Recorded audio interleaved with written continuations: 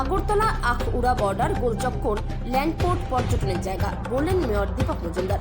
শনিবার 21শে ফেব্রুয়ারি আন্তর্জাতিক মাতৃভাষার দিন আগরতলা বর্ডার গোলচক্কর স্থিত ভারত বাংলাদেশ আন্তর্জাতিক সীমান্ত ল্যান্ডপোর্টে ভারত সরকারের গৃহ মন্ত্রণালয়, স্থলবন্দর কর্তৃপক্ষের উদ্যোগে এবং ত্রিপুরা মহিলা স্বসহায়ক দলের সহযোগিতায় নারীদের দ্বারা পরিচালিত স্বনির্ভর দলের বাণিজ্য মেলার উদ্বোধন করে বক্তব্য রাখতে গিয়ে আগরতলা পৌর নিগমের মেয়র দীপক মজুমদার বললেন, আসাম, নাগাল্যান্ড, মণিপুর এবং অন্যান্য রাজ্যগুলিতে কি কি কালচার বা দ্রব্যাদি পাওয়া যায়, বিশেষ বিশেষ জিনিস তৈরি হয়, সেগুলো জানা যাবে এবং পরবর্তী সময়ে সেগুলো জিনিস যে কোনো জায়গা থেকে সংগ্রহ করা যাবে।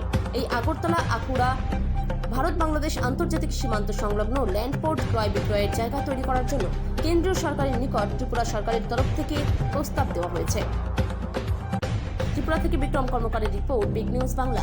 অঞ্চল আসাম, নাগাল্যান্ড, মণিপুর বা অন্যান্য রাজ্যগুলিতে কি কি কালচার, কি কি দ্রব্যাদি পাওয়া যায়, বিশেষ বিশেষ জিনিস তৈরি হয় তাদের দ্বারা, তো সেইগুলিও আমরা কিন্তু জানতে পারবো, দেখতে পারবো। পরবর্তী সময় আমরা কিন্তু যে কোনো জায়গা থেকে এইগুলি আমরা সংগ্রহ করতে পারবো। কাজে এটা একটা দেখার এবং ক্রয় বিক্রয়ের জায়গা তৈরি হবে এই অষ্টরূপী হাট যদি আমরা করতে পারি। এটা আমাদের প্রস্তাব আছে। সার্বিকভাবে এই এলাকাটাকে আরও সুন্দর, যে বর্ডার গোল চক্কর কী জানি হয় এরকম বিষয় না, বর্ডার গোল চক্কর এখন হবে এই জায়গাটা, এই ল্যান্ডপোর্টটা হবে এখন পর্যটনের জায়গা।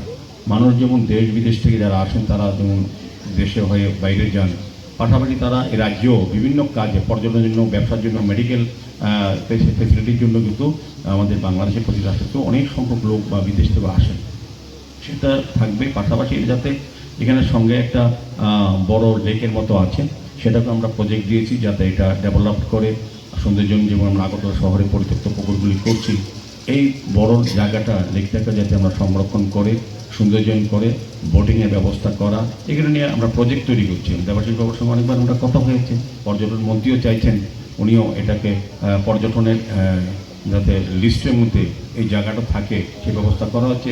গত বিধানসভায় সরকারিভাবে সেটা হাউজে তোলা হয়েছে, প্রত্যেক সদস্যরা সেটা সমর্থন করেছেন, এটা গৃহীত হয়েছে। আমি প্রস্তাবটা পেশ করেছিলাম সরকারের হয়ে এবং সরকার সর্বসম্মত হয়ে হাউস এটা গৃহীত হয়েছে। কাজে আমাদের আশা থাকবে আগামী দিন এই ল্যান্ডপোর্ট আরও বেশি আকর্ষণীয় হবে, আরও বেশি উপভোক্ত হবে এবং সর্বদিক থেকে পর্যটনের ক্ষেত্রে হোক, যোগাযোগের ক্ষেত্রে হোক এবং আন্তর্জাতিক সম্প্রীতি বা সংহতি বাড়ানোর ক্ষেত্রেও এই ল্যান্ডপোর্ট আরও